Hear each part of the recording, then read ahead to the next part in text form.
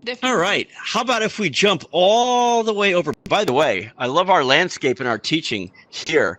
Isn't it beautiful, the mountains?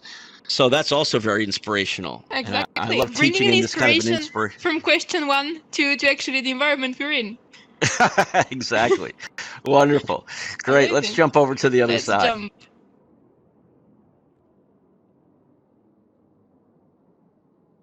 Okay. I think I'm standing on the colored map. Okay. All right. And here's our last question and mini example. Mini lesson, I should say. Yeah. Don't let a crisis turn you negative.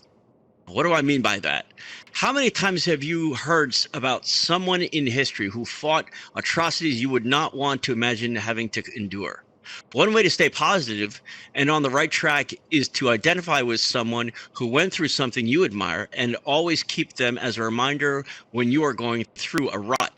For me, I'm photos of athletes I admire to keep me positive, but also pictures of historical civil rights activists to remind me of what they went through to help me level set what's going on in my life, which re-energizes me and lets me know the mountains I can create in my mind could be really just molehills compared to what they've had to go through. You can tackle pretty much anything with a new level set positive mind. How you react to life's challenges needs to be the best you can make it. So, tell me, who do you admire most? Is it a family member? Is it a sports figure? Or is it a national leader? And jump on one of the colored mats, please. Yeah, that would be actually maybe the easiest one for me because I really admire a lot of people in my family.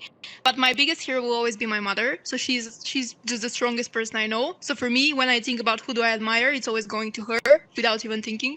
So that's an easy choice for me. That's excellent. I put pictures of a very famous sports figure here. That particular person is Roberto Clemente.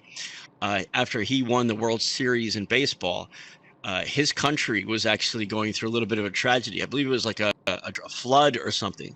And what happened is that he loaded up a whole bunch of supplies to take to his country, and he ended up his plane crashed. So that is an American sports figure, and you can consider him like a civil rights kind of or a historical figure that did civil rights activism.